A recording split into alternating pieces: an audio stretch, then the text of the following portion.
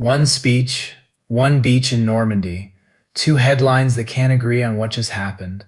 The New York Times says the Defense Secretary criticizes Europe. The BBC says he attacks it.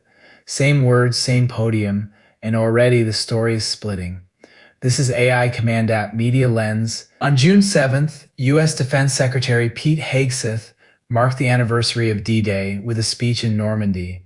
82 years after Allied forces landed to liberate Nazi-occupied Europe, Hegseth used the moment to warn about what he called an invasion, not of armies, but of migrants. The remarks echoed long-standing Trump administration positions on immigration and, as several outlets noted, overlapped with language used by Europe's far-right parties. That's the event. It's a moment heavy with symbolism, and how you describe it matters. Now watch how the framing diverges. Start with the verbs.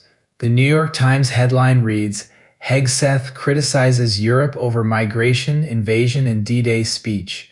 The BBC's reads, Hegseth attacks Europe over migration with beach invasion D-Day speech. Criticizes versus attacks. One sounds like commentary, the other sounds like aggression. Look deeper and the emphasis shifts too. The Times frames the speech analytically, placing Hegseth's words inside a pattern, noting they reflect many of the Trump administration's previous assertions and overlap with the language of European far-right political parties. That's a frame that asks, where does this rhetoric come from, and who else talks this way? The BBC leans on setting and irony. It reminds readers the speech came 82 years after Allied forces launched their operation to liberate Nazi-occupied northwestern Europe. By placing the word invasion against the memory of the actual D-Day landings, the BBC invites a contrast the Times leaves unstated. Notice too that both outlets put invasion in quotation marks, a small signal that the word is Hegseth's, not theirs. Neither outlet is inventing facts. Both report the same speech, the same word, the same place, but one builds its story around political lineage and the other around historical irony.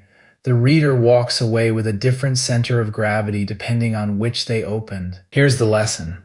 When a story is emotionally charged, the divergence usually isn't in the facts, it's in the verbs and the context. Criticizes and attacks describe the same sentence. The framing lives in which detail each editor decided was the headline. So read the verb, then ask what the editor chose to place right next to it. Same beach, same speech, two very different first impressions. That's today's Media Lens. Subscribe and hit the bell.